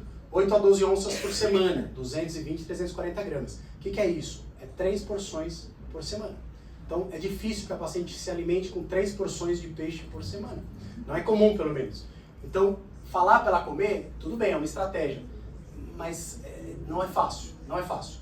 Outro aspecto, quando você fala para ela comer, você tem que se... no minuto seguinte você tem que explicar para ela. Mas não vai comer peixe com metal pesado, hein? Aí é complicado, você vai ter que explicar para ela o que é metal pesado. Eu trouxe para vocês para explicar bem aqui. Inclusive trouxe alguns artigos nacionais que talvez vocês não saibam o que a gente está comendo aqui no Brasil. Mas enfim, essa recomendação existe, a gente tem que tomar cuidado. A ingesta no Brasil, pessoal, recomendação internacional, 12 quilos de peixe por ano per capita. Quanto que a gente come? 8, em média, no nosso país. Então, o Brasil é entendido como um país de baixa ingesta de ômega 3. Conceito importante. Seria legal também a gente, não sei se você concorda comigo, mas o iodo é um dos mais importantes depuradores de metais pesados, né? Que a gente, são esses metais que a gente está exposto durante o dia. Então, eu particularmente, na minha clínica, eu prescrevo iodo não só para as grávidas, para quase todos os pacientes. Só aqueles que têm hipertiroidismo, alguma coisa, que não. Mas na maioria das vezes eu prescrevo iodo. E não sei, você, como nutrólogo, você também tem essa linha de prescrição com relação ao iodo como um depurador de metal pesado. Seria uma solução para ela ingerir o peixe contaminado e aí depura. É melhor, eu prefiro não dar o peixe contaminado. É outra estratégia. Mas enfim, são coisas que tem que ter esses conceitos para que você explique para ela, né, por onde que vai. Essa é uma publicação também de um grupo da ABRAM, né, que são os nutrólogos, enfim, eu pude participar na questão obstétrica, onde foi um consenso nacional feito em 2022 e até aquele momento a gente tinha, pela literatura atual daquele momento, uma recomendação de dose de 200. Se vocês forem ver nos polivitamínicos, eles giram em torno disso, 200, 300, 350, enfim, eles giram em torno disso. Porque essa recomendação ela era universal, é o que representa as 3 porções por semana, é isso. Eu vou trazer uma atualidade sobre isso, mas até então essa é a dose que a gente falava. DHA, né? De DHA. Aqui a gente está no EICOG, inclusive eu estava lá com a professora Irene, estava também com o pessoal da Nestlé, que a gente fez um programa de estudo lá no EICOG, a gente assistiu as aulas para fazer um relatório interessante sobre as atualizações, foi um trabalho muito bacana. E essa é a Irene. A Irene é a primeira pesquisadora dessa publicação, que foi um consenso entre especialistas. Ela, nesse dia lá no EICOG, ela acabou fazendo essa divulgação e essa publicação envolveu diversos pesquisadores. Se vocês forem ver aí, tem vários outros famosos de outras áreas, inclusive, não só de nutrição na gravidez, mas ela realmente encabeçou. A Susan, que eu havia falado anteriormente, é a segunda autora desse paper, né? E aí, o que eles fizeram? Reuniram os pesquisadores, assim como fizeram, por exemplo, o consenso Delphi para restrição de crescimento. É uma forma de você fazer consenso com os especialistas. Embora a opinião de um especialista não valha muita coisa no sentido acadêmico, né? Mas quando você faz um consenso baseado em literatura e eles se posicionam, é interessante. E foi isso que eles fizeram. E esse trabalho, quem quiser também acessar, tá ali, ele traz um conceito um pouco novo pra gente, né? Qual que é o conceito? Esse negócio de só, hora que engravidou, eu dou 200? Não. Antes dela engravidar, você já tá dando. Essa é a questão. Já dá, porque aí você mantém ela com a dieta adequada. Se você conseguir uma paciente que está com uma dieta adequada, ou uma suplementação adequada, ao engravidar, você aumenta. Quanto? 100, 200. Então continua suplementando, mas conte que ela está bem já. Aí é o conceito de suplementação. Quer dizer, ela não está com nenhuma deficiência, eu venho aqui, engravidou, dou mais 200. Aí, perfeito, encaixou. Agora, o que eles mostram novo baseado em literatura, vocês vão ler o paper lá, explica todos os papers até então, as revisões, etc., e por que chegaram nesse valor. Para mulheres que não tem essa ingesta, ou você faz um questionário e descobre, e aí a importância do questionário, ou você dosa, dá para dosar também, mas é caríssimo, né? E você detecta que ela tem uma baixa ingesta, para essa mulher a dose já sobe, 600 a 1000. Então a gente não encontra mais isso nos polivitamínicos habituais. Exige que a gente tenha outro produto com ômega 3 extra. Então isso é uma outra coisa que agora a gente tem que se preocupar, pensando na redução de parto prematuro. Esse é um conceito mais novo, tá? Outra coisa importante, quando a gente fala da questão alimentar, e eu vou falar para ela comer peixe, estou preocupado com a minha paciente, coma bastante peixe. Você tem que lembrar que existem os metais pesados. Eu falei do metilmercúrio, podemos falar de vários outros, né, cobre, chumbo, etc. E esses metais, eles se acumulam, ele tem um efeito cumulativo. Então, os peixes menores, desde aqueles fitoplânctons, você não vai ter contato. Mas aqui sim, ó, então os peixes menorzinhos que comem aquilo ali, as algas, etc., eles vão ter um certo grau de intoxicação. Os peixes maiores vão comer os outros, etc. Isso vai se acumulando na cadeia alimentar. Então todo mundo sabe, se pegar lá, essa é uma publicação do FDA, mas isso tem em todo lugar, né? Peixes que grávidas podem ou não comer, etc. A gente sabe, cação não pode comer, tubarão, né? Não pode comer, proibido. Atum, principalmente os atuns muito grandes, né? Que são de final de cadeia, água profunda, esses peixes são proibidos para grávida, não pode, tem muito, mas muito metal pesado. No entanto, os outros talvez sejam opções melhores, e aí sim a gente poderia recomendar. Mas a gente tem que tomar cuidado que mesmo os menores, em alguns locais, tem intoxicação, principalmente se o lugar jogar a coisa pro peixe lá, né? Então essa é uma publicação interessante da Mônica, que é uma colega lá da UFRJ, uma publicação bem recente, onde ela fez um levantamento lá na Baía de Guanabara e outros locais, da contaminação dos pescados lá. E ela encontrou, primeiro na avaliação, e acompanhou os bebês por um tempo, e depois fez análise através de questionários neurológicos aí da pediatria, e ela descobriu que alguns bebês tinham, né, separou os grupos que tinham uma deficiência nesses questionários neurológicos e outros que não tinham, e quando você vai ver lá as pacientes que tinham bebês nessa situação, você vai encontrar, e esse foi o resumo desse trabalho, as mães têm, e elas tinham amostra de sangue dessas mães, e do cordão também, a incidência maior de metal pesado nessa paciente. Então eles relacionam diretamente. Essa mulher comeu muita coisa tóxica, o bebê agora tem problemas, né? Muito interessante. Esse outro aqui, esse é recente da Anvisa, olha lá, que foi uma avaliação de risco pós-rompimento de barragem do Fundão, não é isso? Rompeu, e agora? Continuar comendo peixe? Não pode, tá falando que não pode. E quem que tá falando isso para os pacientes? Será que a paciente está sabendo isso? Olha lá o que eles falam no resumo. Eles concluíram que os pescados da região afetada lá pelo acidente têm médias maiores de concentração de cádmio, por exemplo, que é um dos metais pesados, mercúrio, chumbo, quando comparado com comercializado mundialmente, é muito maior. O que mais? Fala que essas regiões afetadas pelo acidente, né, da Samarco lá, apresentam maior preocupação à saúde humana, principalmente relacionada ao mercúrio. Aí fala das doses, etc. Olha isso aqui, ó. Para minimizar o impacto, a Anvisa falando para a população da saúde, né, pela ingestão de mercúrio e chumbo, medidas adicionais de gerenciamento podem ser adotadas, tais como recomendação de consumo de pescado menor que 200.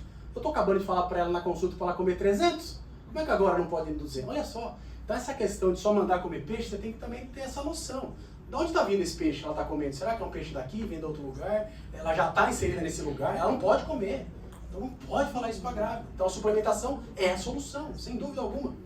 Olha lá de novo. Não pode, quer dizer que o peixe tem metal pesado? Ele não pode comer esse negócio. Olha esse aqui que interessante. Isso me interessa muito, porque eu vou muito para a Amazônia pescar, sabe? Então me interessa demais esse assunto aqui. Peixes da Amazônia, feito por estudiosos da Fiocruz, publicado agora em 2023. Então o que eles avaliaram? Peixes da Amazônia. 1/5 dos peixes da Bahia, e aí avaliaram vários estados que envolvem lá a região amazônica. 1/5 dos peixes comercializados no centro, né, avaliados, tem nível de mercúrio acima do limite. Caramba! 6 estados, todos os 6 estados, o de Roraima e Acre, 40% dos peixes comercializados. Eles foram num lugar que está vendendo o peixe. Caramba! Olha o que ele fala lá. Mulheres em idade fértil estariam ingerindo até 9 vezes mais mercúrio do que a dose preconizada.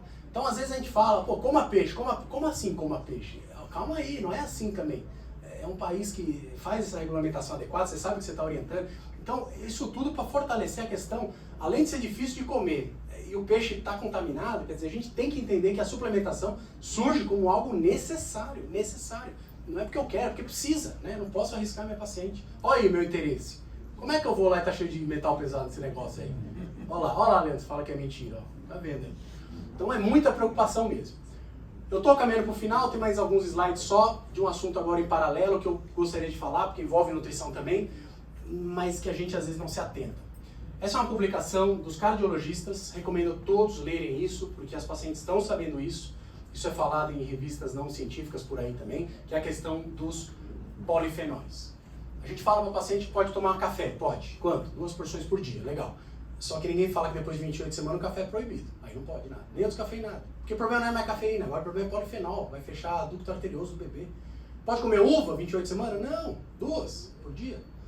Quer dizer, essas coisas a gente tem que saber. Eu recomendo todos lerem isso, tá? Vocês vão achar essa tabela lá, vocês vão ver a publicação aqui, vocês vão ver alimentos para ser evitados, chocolate com muito cacau, 70% a mais por cento.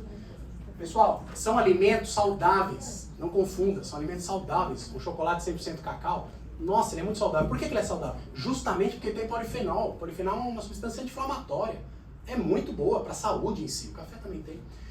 No entanto, tem que lembrar que o ducto arterioso ele fica mantido aberto, e tem que ser pela circulação fetal, mantido aberto por prostaglandinas, produzido pela placenta.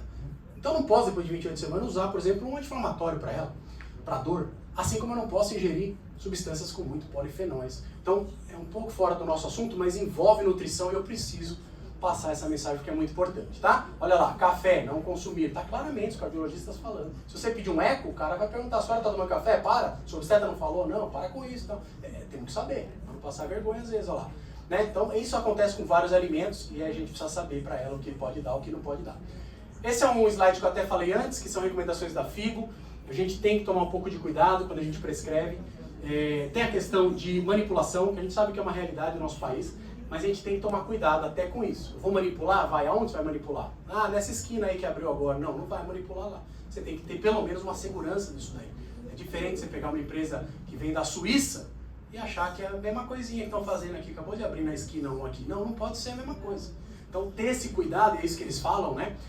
Nesse paper. Aliás, foi o professor Giancarlo de Renzo, que vai estar no nosso congresso, né, Cordioli? Giancarlo vai vir no nosso congresso internacional, é o primeiro autor da FIGO, enfim. Eles chamam a atenção para que você precisa, como obstetra, se importar em saber a qualidade, e entra a questão, por exemplo, do ômega 3, selo de qualidade, tudo isso, porque o que a gente vai falar, o paciente compra. Tem que tomar cuidado, responsabilidade nesse aspecto. Henrique, fala uma coisa, Claro. você tem experiência com relação ao silício? Eu não coloco silício nas manipulações, eu tenho medo durante a gravidez. Tem algum fundamento? Eu não sei te dizer, eu não tenho esse conhecimento silício especificamente. Também não costumo usar, não. Mas não tenho conhecimento plano científico dele, não. Eu não colocaria também, não, até que realmente a gente saiba com mais certeza, né? Você costuma prescrever glutamina à noite para os pacientes como recuperador de enterócito e o anti-inflamatório? Também não, né? Confesso que não. Não, né? Quer falar um pouquinho? Fala, porque isso aí vai ser ensinar a gente. Não, é que eu tenho o hábito de usar não para todos os pacientes, mas a glutamina, não sei se você sabe, a glutamina, dependendo do horário que você toma, ela tem uma resposta diferente, ela tem uma ação diferente. A glutamina usada de manhã ela é um produtor de energia.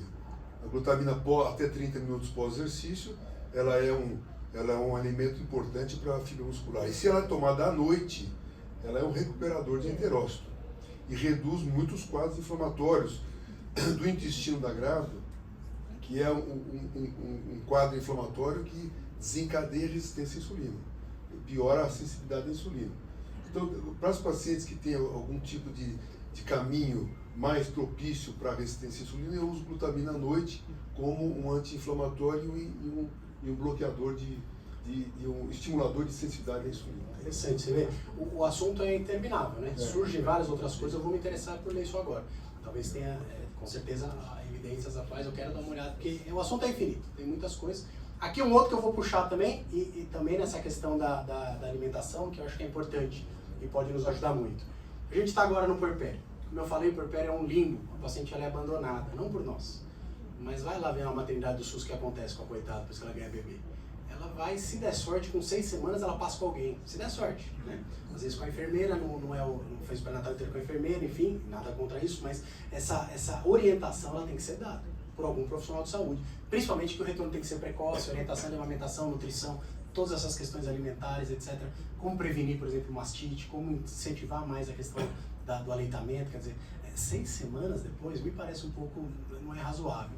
A gente vai ver antes dela, mas esse momento ele é muito importante. Lembrar que existem deficiências, na verdade, existem deficiências na paciente que tinha deficiência na gravidez, no pós-parto, como é que é agora? Então, ela está super bem alimentada, pode suspender a vitamina. Não, a vitamina é para manter, né? Ela não tem alimentação, então esse conceito é o primeiro. Segundo, o conceito das IDRs, né? Quer dizer, a necessidade de vários nutrientes são diferentes já. Tanto da paciente no seu status normal, né, de ser adulta, etc., quanto dela gestante para ela puérpera, muda. Então esse conceito o obstetra tem que saber também, porque além de suplementar, talvez tenha um outro suplemento que eu tenha que enriquecer mais para essa paciente. Então esse é um outro conceito. Outra coisa importante que não podemos esquecer, a questão do microbioma. É um assunto interessantíssimo, quem se interessar por ler, muitos de vocês já devem também estar envolvidos, hoje em dia está sendo muito falado, o professor Moron e os pesquisadores da Unifesp têm uma linha de pesquisa muito grande nisso, que é a questão do microbioma, inclusive para a prematuridade, etc. E a questão de uso de probióticos também. Eu queria entrar nesse assunto para falar que essa fase do bebê, desde a hora do parto, obviamente, parto normal de preferência nesse aspecto, você tem a formação do microbioma intestinal desse bebê e de todo o microbioma do bebê E o aleitamento materno é essencial, tem papel fundamental também na formação do microbioma, da microbiose intestinal desse bebê, né? Então o leite ele tem que vir enriquecido com toda a sua flora e tudo que precisa para formar as bactérias que vão ajudar, as boas, né, vamos dizer assim, que vão ajudar nessa questão. Então, olhar para isso com atenção é super importante. Além do que, hoje em dia, as evidências mostram que se você tiver atenção nessa questão do leite dela e o uso de probiótico, pensando nessa questão, principalmente mulheres que usaram antibiótico antes do parto, recentemente, etc., onde provavelmente aquelas bactérias vão ser destruídas e o leite já vai vir com outra qualidade, essa incentivo e essa visão pode ajudar muito na questão, inclusive, de prevenção de mastite, que é algo que a gente precisa evitar, né? Estamos falando de aleitamento, ela vai ter mastite, isso pode, de certa forma, atrapalhar, além de dar dor para o nosso paciente. Estima-se que 25-30% dos pacientes, em algum momento, possam ter alguma dificuldade nesse aspecto. Para isso, eu trago uma revisão da Cochrane recente também, que fala sobre o uso do probiótico versus placebo em pacientes que acabaram de ganhar bebê. Você utilizar, você reduz a questão da mastite. Então, além apesar de não ser diretamente relacionada à questão dos micronutrientes, enfim, é a questão alimentar e como que eu vou individualizar o cuidado para essa paciente, pensando em reduzir um pouco a chance dela ter mastite. Isso aparece em outras publicações, outras meta-análises, incluindo aqui a questão da mastite. Eu acho que vale a pena usar probiótico manipulado durante a gravidez inteira e no pós-parto. Indiscutivelmente, né? Principalmente a paciente, ela é oriunda de um parto cesárea, a paciente nasceu de parto cesárea, o microbioma dela já é diferente porque tem algumas cepas que ela não tem porque ela deveria ter tido contato na vagina da mãe dela.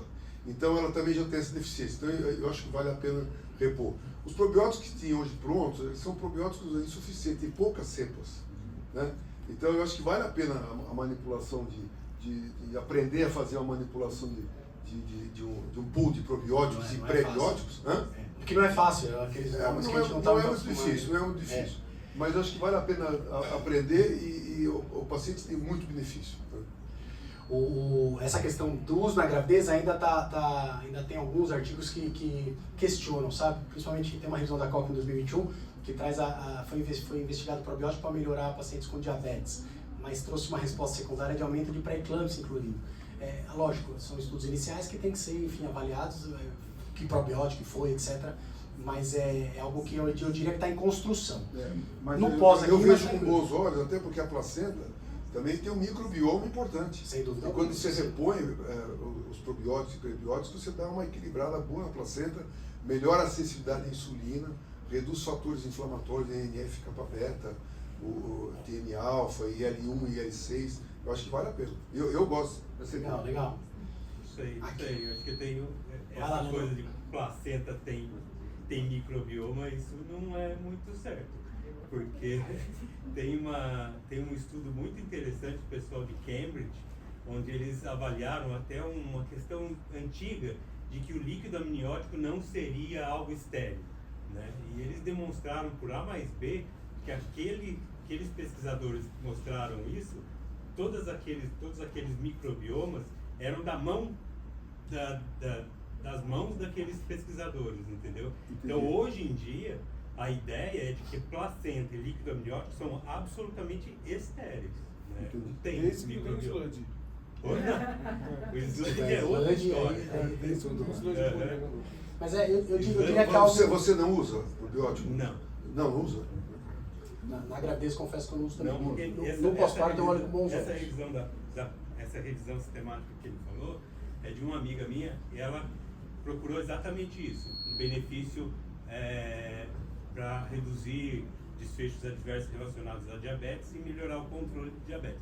E ela mostrou bem evidente um aumento da incidência de pré-eclâmpsia nessas pacientes que utilizavam probióticos. Então, talvez a ideia não seja modificar o microbioma na gravidez, mas modificar esse microbioma antes da gravidez, né, para que ela tenha uma absorção de lipídios não inflamatórios, como você falou, já meio que estabelecida na vida dela, porque você não consegue mudar esse microbioma fazendo isso na gravidez. Esse é o detalhe.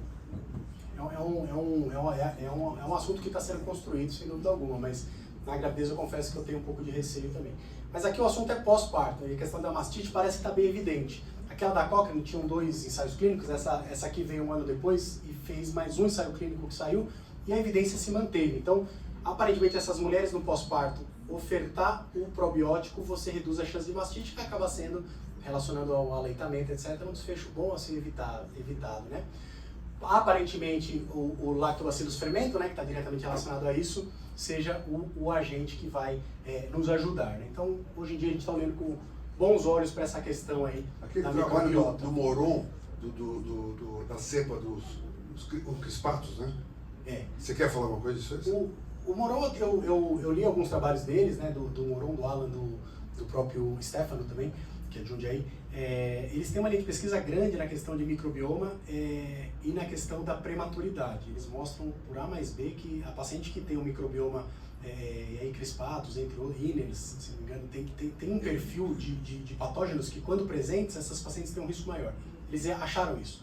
O problema é que até agora você não consegue mudar isso. Eles falam, puta, a gente não tem produto para mudar esse negócio. Então, parece que quando isso chegar, se tiver segurança, etc., a gente conseguir mudar, talvez tenha um impacto positivo. Então, eu acho que é uma linha de pesquisa promissora, sabe? Mas ler sobre o microbioma, eu acho que é essencial, é muito importante a gente ter esse conhecimento. As pacientes estão perguntando, tem que saber, né, como fazer essa utilização com segurança. Termino agora, pessoal, agradeço a atenção. Essa é a frase do Hipócrates famosa, talvez uma das frases mais faladas no mundo, né? Nós somos o que nós comemos.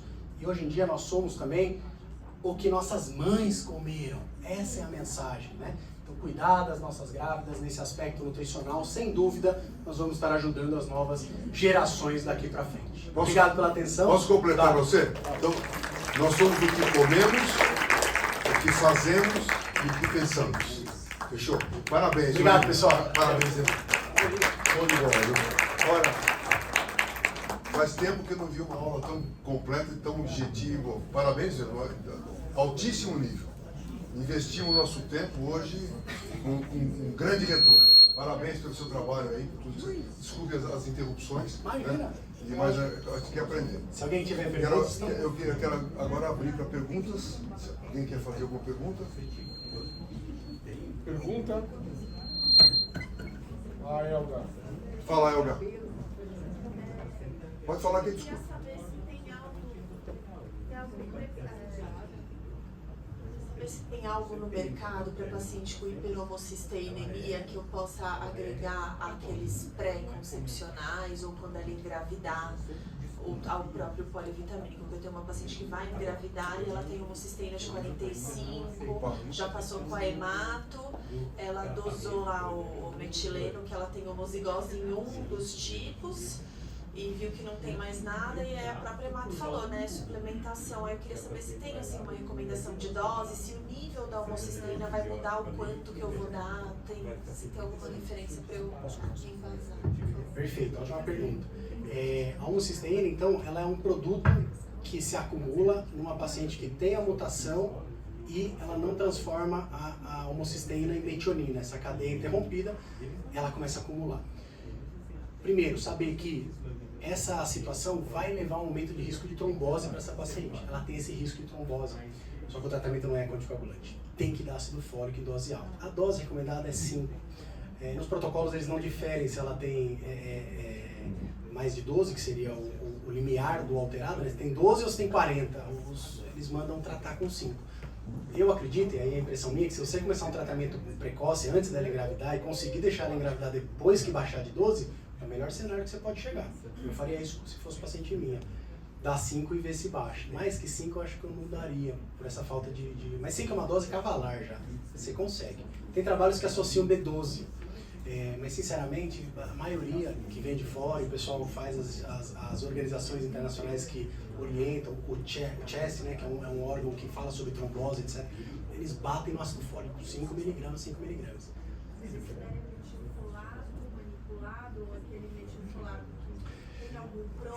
Eu não daria, porque assim, se você tiver interesse por isso, eu acho que no seu caso justifica, coloca no Google depois, CDC, publicação sobre metfolato ou ácido fólico. Eles têm uma publicação em 2022, onde eles falam que os estudos mostram, é o CDC, o FDA, acho que é o CDC, é um órgão um órgão deles, do governo, falando para a população. E eles falam nesse sentido, quer dizer, as pacientes que têm a mutação, eles falam da importância dessa mutação, da quantidade de mulheres que vão ter essa mutação, o que essa mutação pode causar, e eles concluem dizendo que, apesar de ter a mutação, não é que elas não transformam, zero. Não, elas transformam. E o que elas transformam, se você der dose de 5, o que elas transformam é suficiente para proteção. Então eles concluem dizendo que o ácido fólico, não, nesse cenário, em dose alta, ele dispensa a necessidade de um metilfolato. Então é interessante ler sobre isso, quer dizer, teoricamente você não precisa dar um metilfolato nesse cenário. Esquecendo que ela tem a homocisteína alta, hiperhomocisteinemia, e você só está pensando que ela tem a mutação, posso dar um metilfolato? Aí eu não vejo razão, não vejo problema, poderia pensar por aí. Posso dar em vez do outro, que eu daria dose baixa e tal, mas nessa que você já vai dar dose alta, eu não vejo razão de se associar à formativa, porque ela vai metabolizar também, ela vai transformar. Por que você não quer manipular? É mais fácil se tiver algo pronto para ela poder colocar, porque eu estava pensando se teria que ser mais um metilfolato. Mas nesse nível você vai ter que customizar. Você tem que customizar. E nesse nível entraria com trimetilglicina, acima de 2 gramas pelo menos, e B2, B5, B6 e B12. E mais um metilfolato. Baixa, ela baixa. Mas põe trimetilglicina, senão vai baixar. Se eu tiver interesse, dá uma lida, né? Enfim, eles falam sobre isso, né? Que ela embora tenha isso, ela metaboliza. Você pode ter ouvido ou lido que você tiver a mutação. É no 677? Você pode, deveria tomar outros tipos de folato, tá? Mas isso não é verdade. O ácido fólico é o único tipo que mostra essa proteção, tá? Então eles explicam um pouco sobre essa obrigatoriedade de dar a formativa e o porquê às vezes tem que tomar um pouco de cuidado. Porque eu falei que no seu caso você já usa 5, talvez no seu caso não precise mais da formativa, tá em excesso. Você ia deixar o QR Code. Ah, verdade. Deixa eu deixar o QR Code. Quem quiser, pessoal, e se interessar, se é que alguém gostou dessa aula, pode pegar todos os slides aqui, ó. Não, nós não gostamos, nós adoramos sua aula. Ai, caramba, achei que eu tinha posto. Pera aí. Nossa, vou ver, cadê? Será que eu fiz isso? Uma pergunta. Fala, Cordione. Fala. Agora a questão é a suplementação, a suplementação com probiótico no puerpério para evitar mastite, né? É o que a gente tem de novidade. Mas a pergunta é, você suplementa, a recomendação é suplementar, quem puder ter o acesso a todas, e aí eu faço a pergunta, o Optilac,